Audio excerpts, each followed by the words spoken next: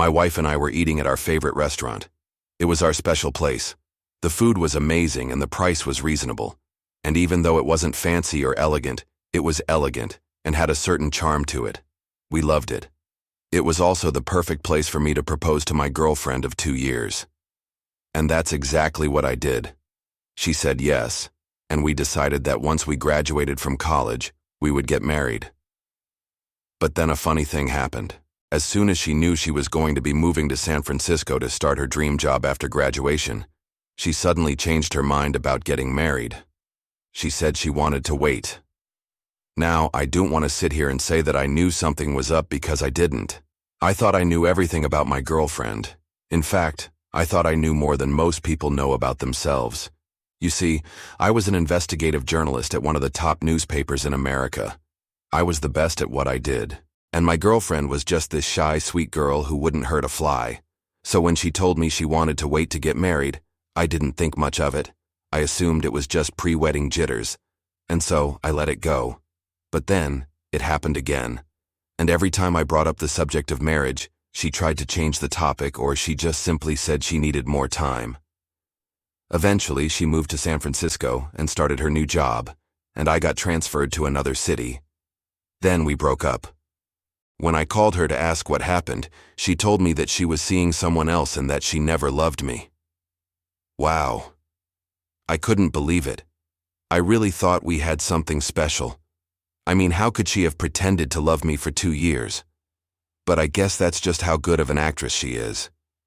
Now, before you all jump to the conclusion that I'm some sort of victim who has nothing better to do than waste your precious time with his sob story, let me stop you right there. I'm not a victim. I've achieved more in my 24 years on this earth than most people do in their entire lifetimes. At 19, I became the youngest person ever hired by that newspaper. And by the time I was 22, I was already being paid what most people make in a lifetime. By 23, I'd already received more awards than I could count on both hands. And by 24, I'd traveled to more countries than most people will ever see in their entire lives. So no, I'm not a victim. I have everything I need right here. Then why am I sitting here telling you this sad tale of woe? Well, because if I hadn't been dumped by my ex-girlfriend, I never would have done what I did next. And what I did next changed my life forever. You see, when I found out that my ex-girlfriend had left me for another woman, I was devastated. I felt like my entire world had crumbled down around me. I didn't know what to do. I didn't know where to go. I felt completely lost and alone. And that's when I decided I needed a change of scenery. I needed to get away from everything and everyone. And that's when I remembered a story I had read in the newspaper. It was about a small town in a remote part of the country. This town was known for its poverty and its crime. It was considered to be one of the worst places to live in America. And I thought to myself, why not go there? What could be worse than being dumped by your ex-girlfriend? Living in a place like that, I figured, would certainly put things into perspective. So that's what I did. I packed up my things, and I moved to that town. I rented a small apartment, and I started exploring my new surroundings. And let me tell you, it was like nothing I had ever seen before. The streets were filled with trash and graffiti. The buildings were dilapidated and falling apart. And the people were just as bad as the environment. They were poor, they were uneducated, and they were desperate. I felt like I had stepped back in time 100 years. I couldn't believe that this was America. It looked more like a third world country. But then I started talking to the people, and I realized that they were just like me. They were human beings. They had hopes and dreams. They had families and friends. They just happened to live in a place that was considered to be bad. And that's when I had an epiphany. I realized that it didn't matter where you lived or what you looked like or what you had done in the past. Everyone deserved a chance at happiness. That's when I decided to stay in that town and try to make a difference. So I started volunteering at a local soup kitchen. I helped out at a homeless shelter. I even started a tutoring program for underprivileged kids. And slowly but surely, I started to feel good about myself. I was making a difference, no matter how small. And then something unexpected happened. One day while I was working at the soup kitchen, I met this woman. She was beautiful, she was kind, and she was unlike anyone I had ever met before. Her name was Maria, and she was the daughter of the town's priest. We started spending a lot of time together. We talked for hours, we laughed, we cried, we shared our dreams and our fears, and I knew right away that she was someone special. One day, I worked up the courage to ask her out on a date. She said yes, and we went to this little Italian restaurant. It was small and cozy, and the food was amazing. I remember sitting across from her, staring into her eyes and thinking to myself, this is it. This is the one. After we finished dinner, I walked her home.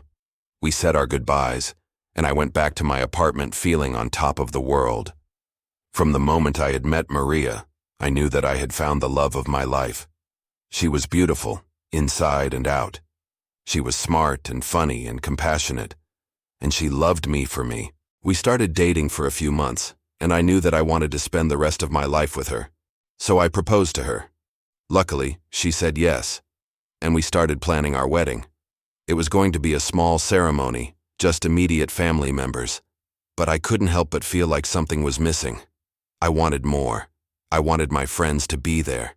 I wanted to celebrate my love with all of the people who had supported me through thick and thin. So I called all my old friends and invited them to come to my wedding. And guess what? They all showed up. My closest friends from college, from high school, even from elementary school. They all came to celebrate with me. The wedding was everything I had dreamed of and more.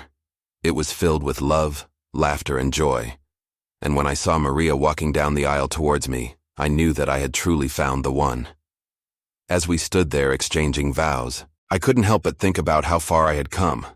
I had been through so much in my life, but I had never given up. And now I was standing here in front of all my loved ones, ready to start my new life with the woman I loved more than anything in the world.